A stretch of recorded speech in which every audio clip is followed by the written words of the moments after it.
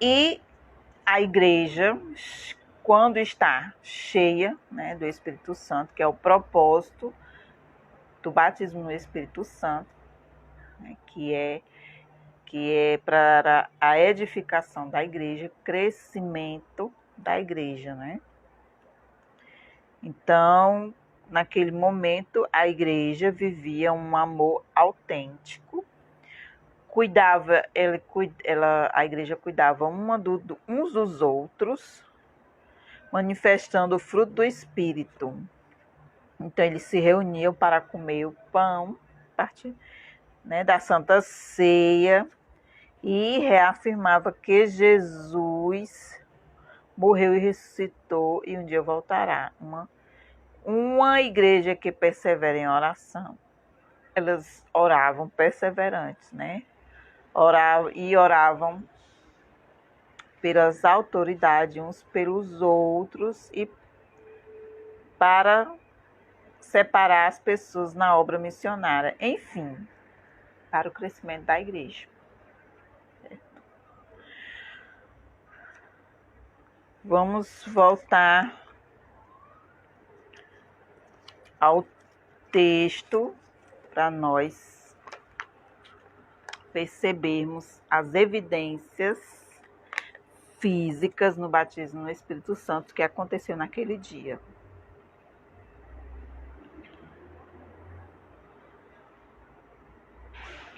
Olha o que diz o texto de Atos.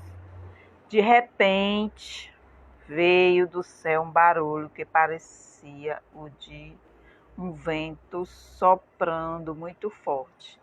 E esse barulho encheu toda a casa onde estavam assentados. Então todos viram umas coisas parecidas como chamas que se espalharam como línguas de fogo, e cada pessoa foi tocada por uma dessas línguas. Todos ficaram cheios do Espírito Santo e começaram a falar em outras línguas de acordo com o poder que o Espírito dava a cada pessoa.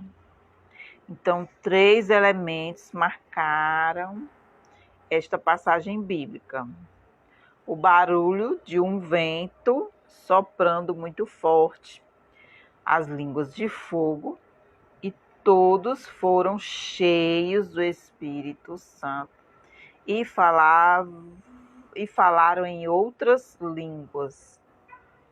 Então, essa passagem refere-se à mais grandiosa das experiências de poder do Espírito Santo nas Escrituras Sagradas. Nunca mais se ouviu um acontecimento coletivo em outros lugares, como o registro de Atos dos Apóstolos. Em o Novo Testamento não vemos barulho de um vento soprando muito forte e as línguas de fogo aparecendo quando outras pessoas são batizadas no Espírito Santo. Mas vemos as experiências de enchimento do Espírito com o propósito com o posterior falar de línguas estranhas aparece abundantemente nas Escrituras. Então, nos Atos dos Apóstolos, cada vez que o texto menciona que uma pessoa foi cheia do Espírito Santo, imediatamente ela falava em língua, conforme o Espírito Santo concedia que falasse. Então, como não temos mais, né, essa evidência física de vento, você vê um vento, de ver línguas de fogo, né? O único acontecimento físico que nós vemos é que a pessoa, a partir do momento que é batizada no Espírito Santo, ela começa a falar em línguas. Essa é a evidência que nós vemos hoje.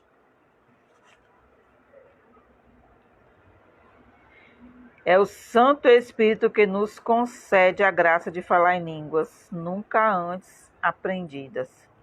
Não é criação da nossa cabeça nem da nossa emoção. é poder de Deus para anunciarmos as maravilhas do reino de Deus. Então, o batismo no Espírito Santo, como revestimento de poder, nós somos revestidos de poder para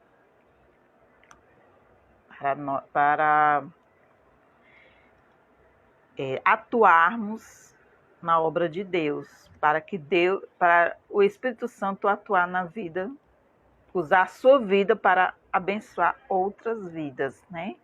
No caso, revestimento de poder, você vai ter poder para evangelizar, pregar a palavra de Deus, para ter os dons, né? São dons que vamos usar na próxima lição, que dons são presentes de Deus, né? Para as nossas vidas, para sermos usados por Deus. Então, para você ser, quando você é cheio do Espírito Santo, não quer dizer que você recebeu isso para ser mérito seu. Não. Mas para que a sua vida seja um instrumento de Deus, nas mãos de Deus, para abençoar outras vidas, né? Então, dom de curar, dom de profetizar, dom de dar ciência, né? Do entendimento da palavra, de discernimento do Espírito. Então, são dons que recebemos através do batismo no Espírito Santo. Que é um operar do Espírito Santo para que a igreja, né, seja saudável, para que a igreja seja unida, para que a igreja seja cheia de amor, né, cheia de união, de paz, comunhão, né? Então, eu quero receber o batismo no Espírito Santo. O que é que eu faço? O que pode fazer para receber um Espírito Santo? É uma pergunta inevitável, né? Todos querem entender, querem saber como é que você faz para ser batizado no Espírito Santo. Na verdade, não há uma fórmula pronta, né? Ou terá algum ritual que você irá fazer para receber o batismo. Na verdade, podemos observar algumas características que marcaram os primeiros crentes no Novo Testamento antes de receberem essa promessa do Pai. Os crentes daquela igreja criam na promessa em primeiro lugar. Você tem que crer no batismo no Espírito Santo.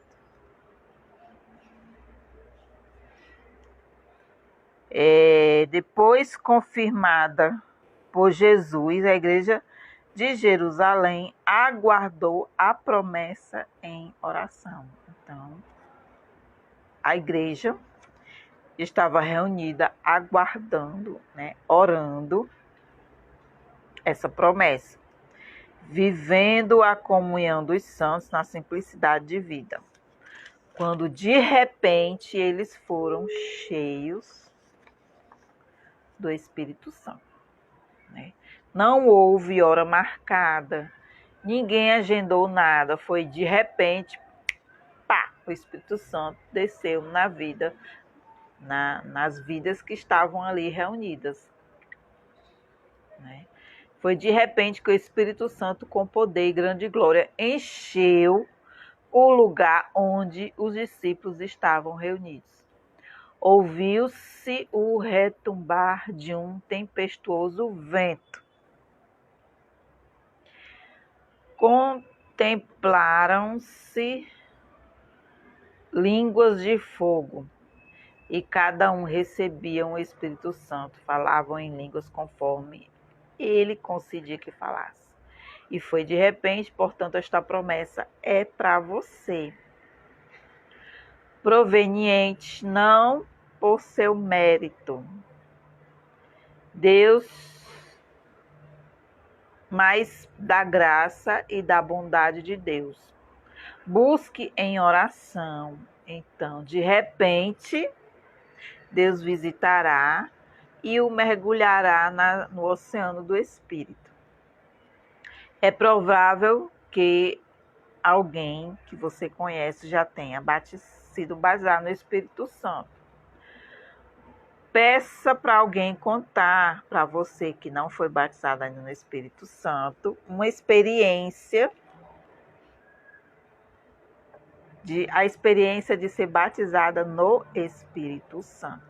No caso, eu já sou batizada no Espírito Santo, né? E para mim, foi uma busca incessantemente, né? Então, onde tinha oração, eu estava indo, onde tinha vigília, eu ia, até que um dia eu fui batizada no Espírito Santo, né? Fui revestida de poder, né? Para pregar o evangelho, para ensinar, para fazer a obra de Deus, certo?